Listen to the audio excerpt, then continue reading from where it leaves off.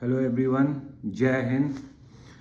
Guys, आशा करता हूँ आप सबकी सेहत बहुत अच्छी होगी और आप सब कोई अपने जीवन में बहुत अच्छा कर रहे होंगे, क्योंकि गाइस इस बात का ध्यान रखिएगा, हेल्थ इज़ वेल्थ। हमारे पास सबसे बड़ा जो गहना है वो है हमारी सेहत। स्ट्रेट अवे टॉपिक पे आता हूँ गाइस। आज का टॉपिक जो है, जो आज की न्यूज़ है वो ये कह रही है कि हमारे देश में जो वर्ल्ड इंटेलेक्चुअल प्रॉपर्टी ऑर्गेनाइजेशन की जो एनुअल रिपोर्ट आती है उसके हिसाब से इंडिया और चाइना सबसे ज़्यादा पेटेंट करने के लिए एप्लीकेशन इन दो देशों से आ रही है। ये न्यूज़ जब मैंने पढ़ी तो मुझे लगा ये है तो बहुत अच्छी बात, लेकिन आम पब्लिक तक ये बात कैसे मैं समझा पाऊँगा, ये बड़ा अपने आप में क्वेश्चन मार्क था। तो अब मैं गाइस स्टार्ट करता हूँ बेसिक से। सबसे पहला बात होती है गाइस कि इंटेलेक्चुअल प्रॉपर्टी राइट्स होता क्या है।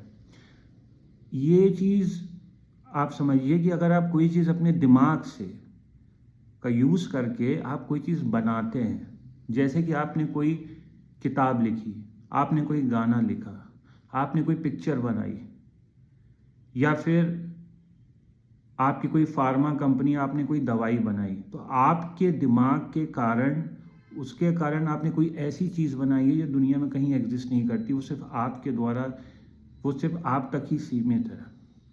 तो उसको अगर आप मार्केट में बेचना चाहते हैं और उसका कोई कॉपी ना करे, क्योंकि सही बात यह है कि पूरी मेहनत आपकी थी, तो उसके लिए एक्सक्लूसिव राइट, सिर्फ आपको राइट मिले उस चीज़ को सेल करने के लिए, वही होता है इंटेलेक्चुअल प्रॉपर्टी राइट्स, वो भी कुछ सीमित समय के लिए। तो इंटेलेक्चुअल प्रॉपर्टी राइट्स का मतलब ये होता है। अब बात इस मैटर पे है कि इंटेलेक्चुअल प्रॉपर्टी राइट्स में क्या क्या आता है। आपने सुना होगा पेटेंट, आपने सुना होगा ट्रेडमार्क, आपने सुना होगा कॉपीराइट, इंडस्ट्रियल डिज़ाइन, और एक और होता है ट्रेड सीक्रेट। ये सारी चीज़ें इंटेलेक्चुअल प्रॉपर्टी के अंदर आती है। हमारे देश में एक ट्रिप्स ऑर्गेनाइजेशन है जो इसको पूरा गवर्न करता है, और एक यूएन है जिसमें पेटेंट और कॉपीराइट की बात की जाती है। सबसे पहला सवाल होता है कि पेटेंट का क्या मतलब है।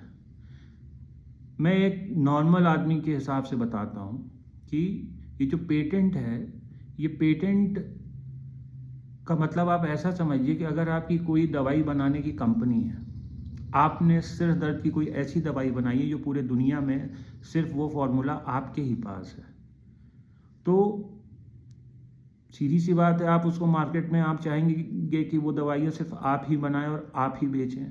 तो गवर्नमेंट उसके लिए आपको फॉर एग्जांपल 20 साल के लिए आपको पेटेंट प्रोवाइड कर देती कि 20 साल तक आप ही बनाएंगे और आप ही बेचेंगे। ये हो गया पेटेंट।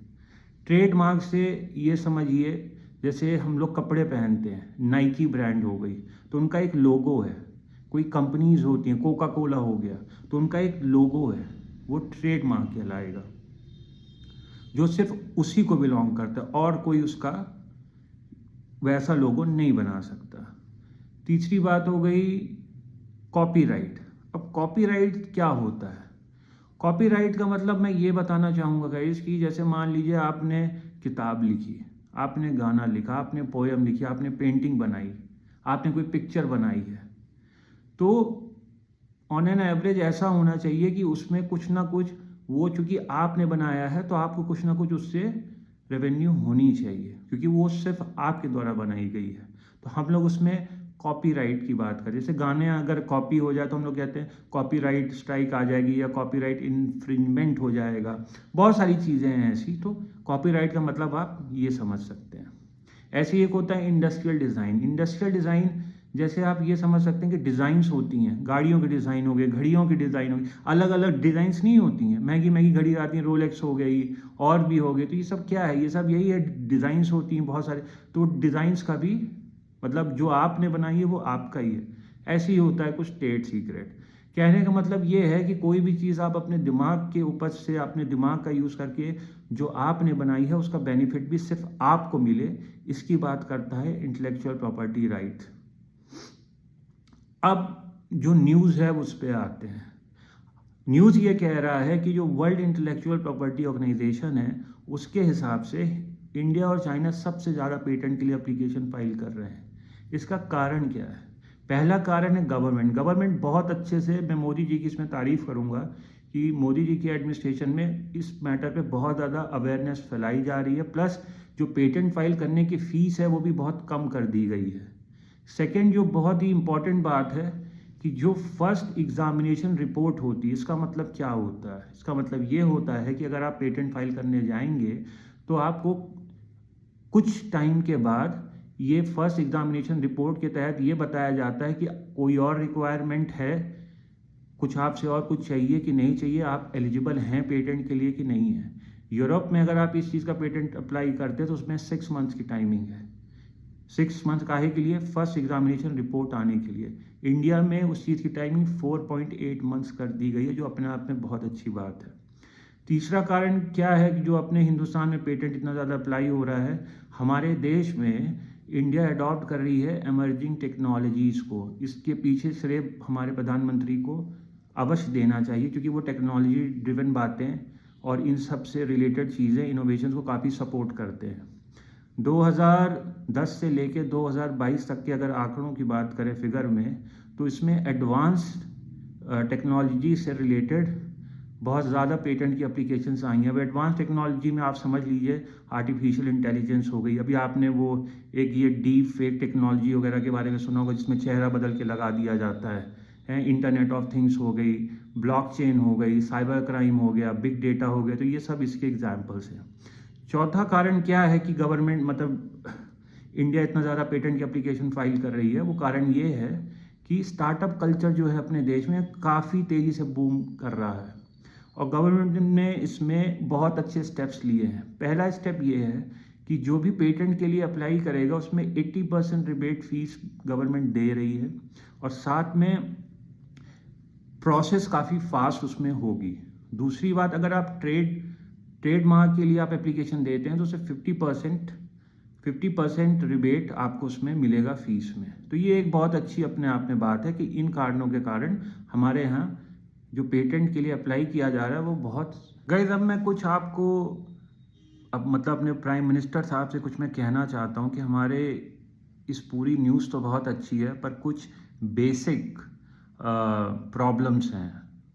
पहली ये है कि हमारे यहाँ ये देखा गया कि जो एप्लीकेशन पेटेंट्स की फाइल हो रही हैं उसमें क्वालिटी कंटेंट ज़ीरो है।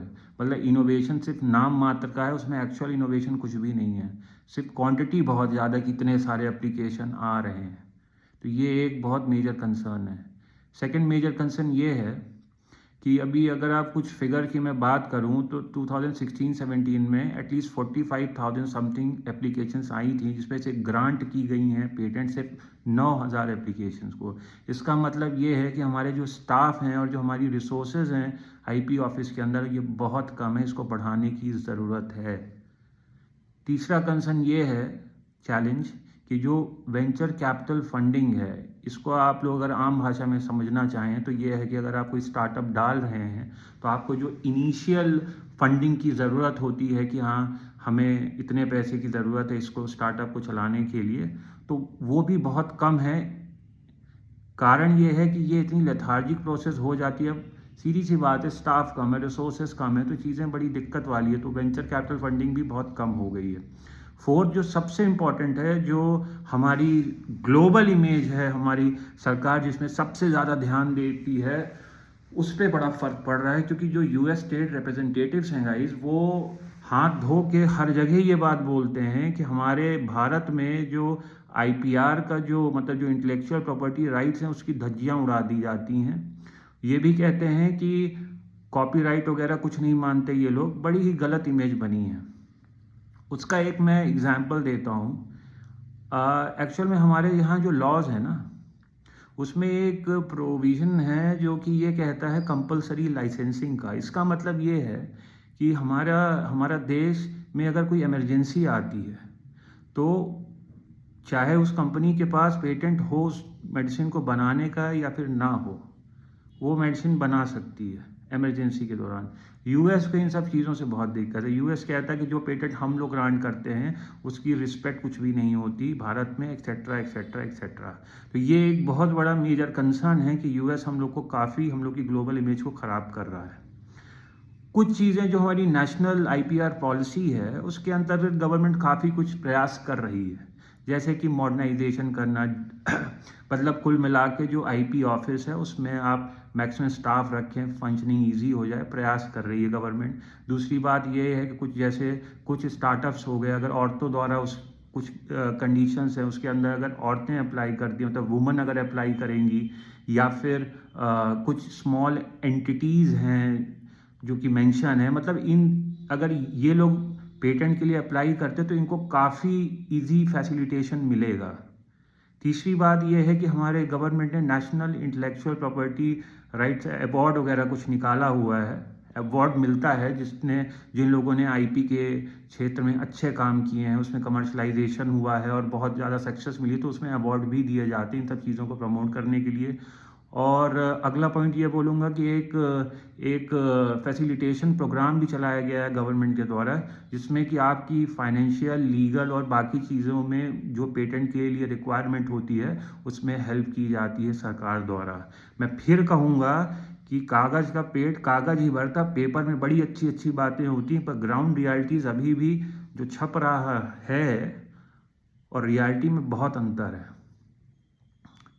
गाइज, अब बात ये करते हैं कि मैं मोदी जी को एक बात मैंने पहले बोली थी कि उन्होंने कहा था कि देश के बाहर शादी ना करें, जिससे कि देश का पैसा देश में ही रहे। उस दौरान मैंने उस वीडियो में एक पॉइंट बोला था कि मोदी जी मुझे ये बताइए कि 1990 में जब इंडिया और चाइना की जीडीपी एकदम सेम थी, तो ऐसा क्या हुआ कि आज की डेट में चाइना जो है यूएस को इकोनॉमी के क्षेत्र में स्ट्रेस दे रहा है।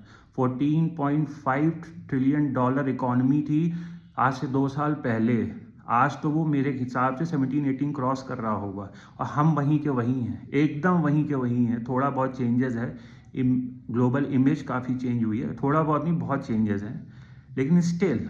तो उसका एक कारण आज मैं बताता हूँ मोदी जी कि हम लोग पेटेंट वाले में भी पीछे हैं। हमें सीखना चाहिए कि जो चाइना की पेटेंट पॉलिसी है, वहाँ ना स्टाफ की कमी है ना रिसोर्सेज की, और वहाँ की जो पेटेंट पॉलिसी है उससे हम लोग को सीखना चाहिए। वो लोग जितनी फास्ट काम करते हैं वो भी हम लोग को देखना चाहिए कि वो लोग कैसे इतनी जल्दी हर चीज़ लोगों को प्रोवाइड कर रहे हैं। दूसरी बात मैं ये बोलना चाहूँगा, जो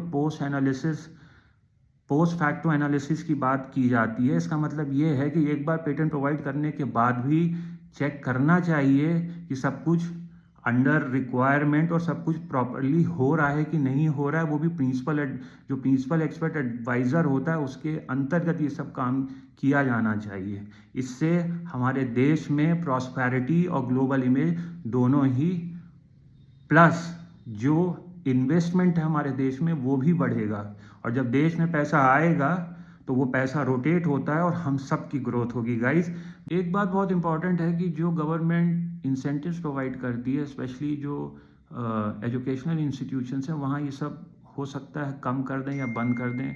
कारण ये है कि फॉल्स एप्लीकेशन, मतलब इनोवेशंस एप्लीकेशन में, मतलब जो लोग के लिए अप्लाई कर रहे हैं जिन बातों के लिए, उसमें इनोवेशंस एक्चुअल में होती नहीं है, नहीं तो फिर पेटेंट किस बेसिस में दिया जाएगा। तो फिगर वाइज तो बहुत सारे एप्लीकेशंस आ रहे हैं लेकिन क्वालिटी नहीं है उसमें। हमें क्वालिटी पेटेंट्स की रिक्वायरमेंट है, इससे देश का टाइम बहुत वेस्ट होता है और रिसोर्सेज भी वेस्ट होती हैं। और एक लास्ट पॉइंट बोलना चाहूँगा अवेयरनेस के ऊपर। अवेयरनेस और बढ़ाइए, एक नेशनल आईपी अवेयरनेस मिशन के जैसे ही और भी चीज़ें चलाई जानी चाहिए जिससे कि लोगों को राइट्स का पता चले, क्योंकि हमारे देश में टैलेंट की कमी नहीं है गाइज। और वंस अगेन मैं ये कहना चाहूँगा, हेल्थ इज़ वेल्थ। लास्ट बात ये बोलना चाहूँगा कि मैं आज भगवत गीता के ऊपर एक 20-30 सेकेंड्स का एक बड़ा अच्छा वीडियो लाने वाला हूँ।